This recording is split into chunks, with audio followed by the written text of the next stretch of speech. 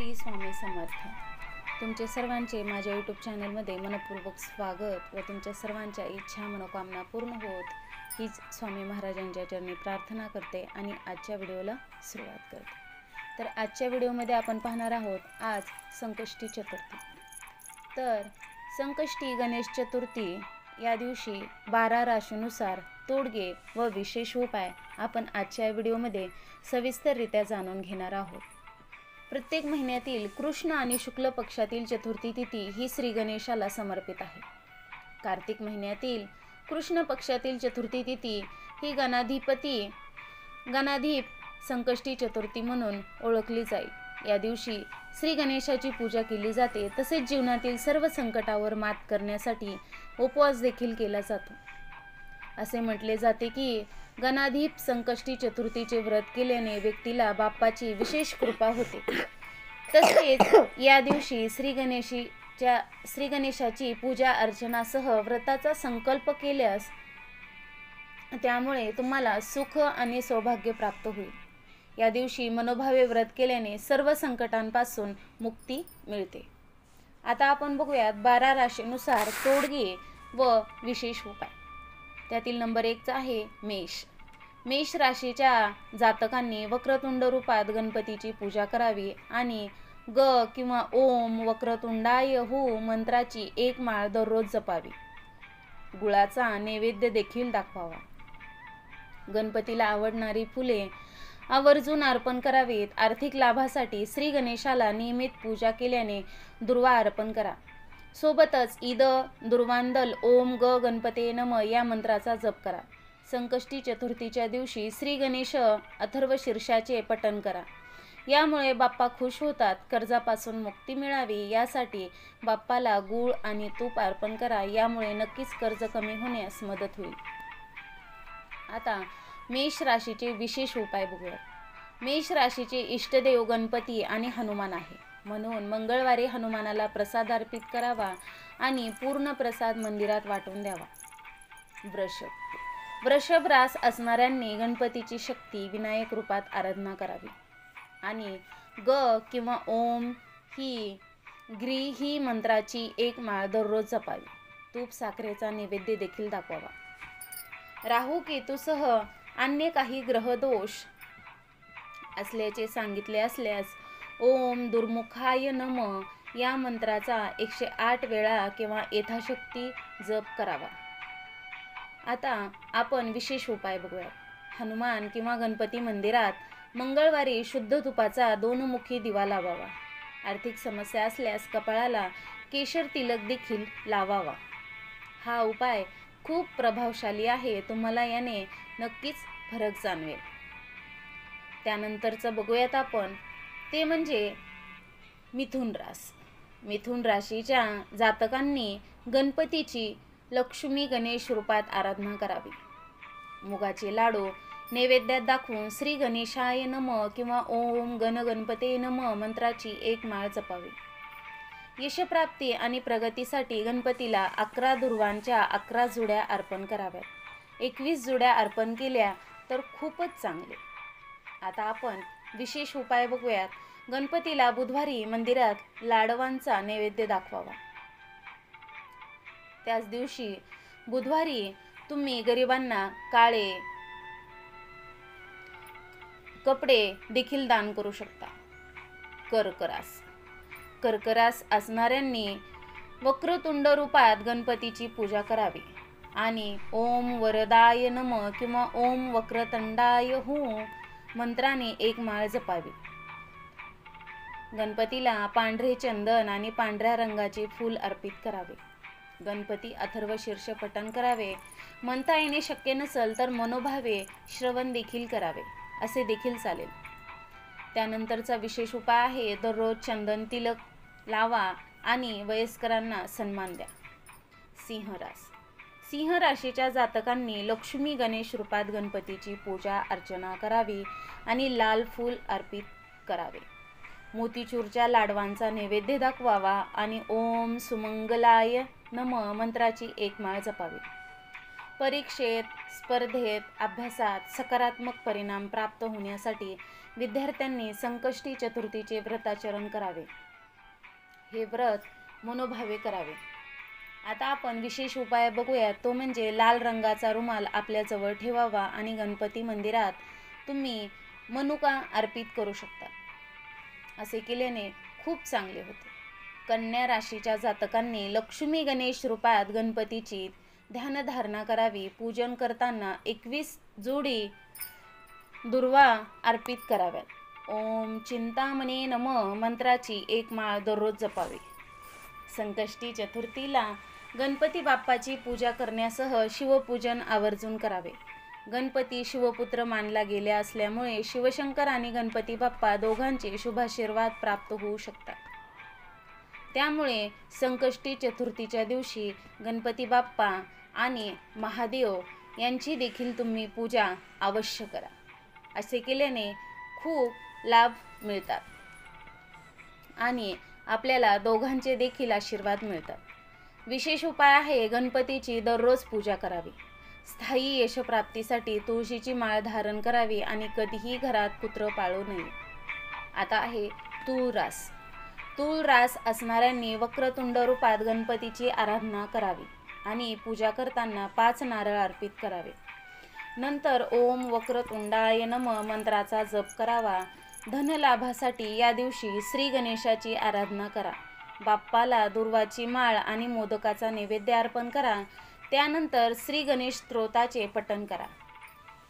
आपण विशेष उपाय बघूयात. लहान भावंडाची मदत करावी आणि गणपती मंदिरात कोणत्याही वारी सकाळी 11 वाजेपूर्वी आधी तुपाचा दिवा लावावा.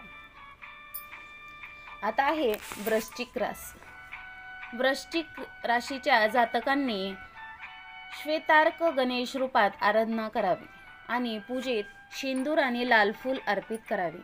ओम नमो भगवते गजाननाय मंत्राची 1 माळ दररोज जपावी. मुलांच्या कल्याणासाठी या दिवशी आपल्या मुलांना सोबत घेऊन ओम गणपते नमः या मंत्राचा जप करावा.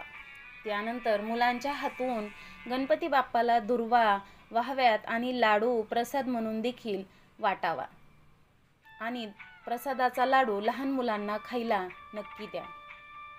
विशेष उपाय आहे केळीच्या झाडाला पाणी चढवून पूजा करावी. कधीही नशा करू नये. त्यानंतरची रास आहे धनुरास. धनुरास असणाऱ्यांनी दररोज ओम गणपते नमः ओम गणपते मंत्र जपावा. गणपतीला पिवळ्या रंगाचे फूल आणि नैवेद्यात बेसनाचे लाडू चढवावे. या राशीच्या जातकांनी लक्ष्मी गणेश रूपाची आराधना करावी.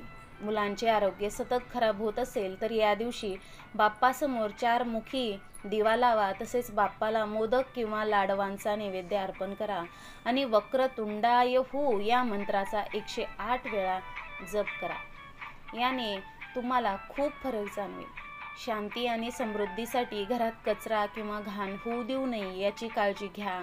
पिवळ्या वस्त्राच्या आसनावर गणपतीला ईशान्य कोपऱ्यात विराजमान करून त्यांच्या समक्ष गुरुवारी तुपाचा दिवा लावावा.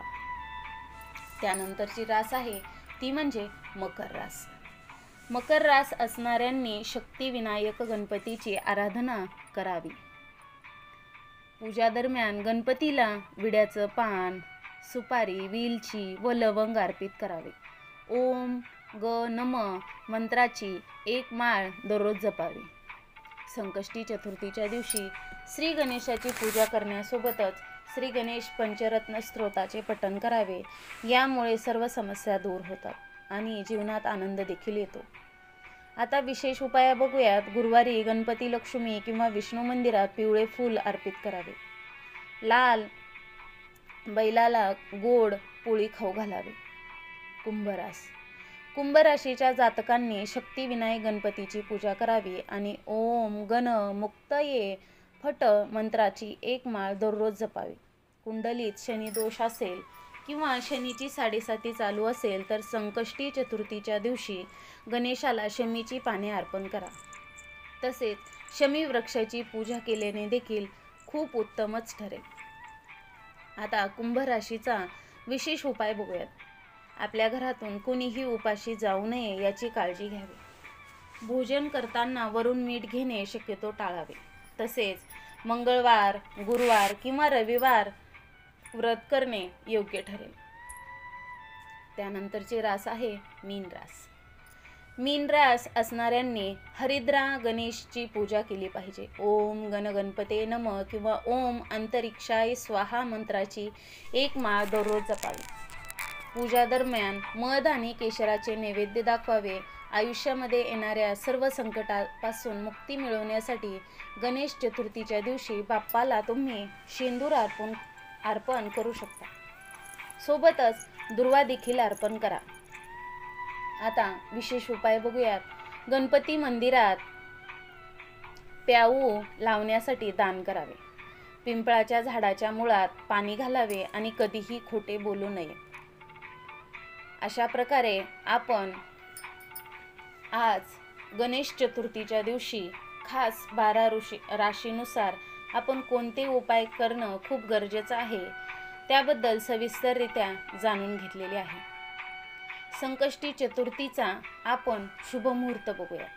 कार्तिक महिन्याच्या कृष्ण पक्षातील चतुर्थी तिथी 18 नोव्हेंबरला संध्याकाळी 6:55 सुरू होईल.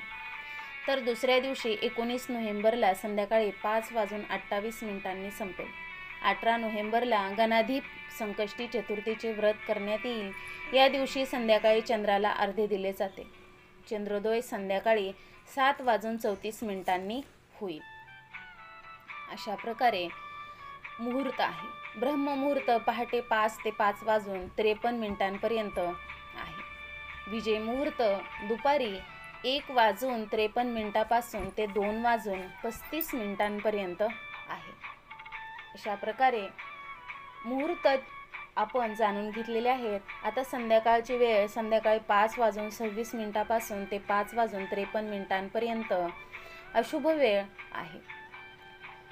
राहुकाल सकाळी 8:06 ते सकाळी 9:26 असेल. अशा प्रकारे आपण आजच्या व्हिडिओमध्ये सविस्तररित्या माहिती जाणून घेतलेली आहे. आता संकष्टी चतुर्थीची पूजाविधीचा मुहूर्त बघूयात. संकष्टी चतुर्थीच्या दिवशी ब्रह्ममुहूर्तावर उठून स्नान करून देवघर स्वच्छ करावे. त्यानंतर सूर्यदेवाला अर्घ्य अर्पण करा. पाटावर कापड पसरून गणेशाची मूर्ती स्थापना करा आणि यानंतर त्यांना फुले, सुगंध आणि दिवा अर्पण करा आणि आरती करा. मंत्र आणि गणेश चालीसा पठण करायला हवे.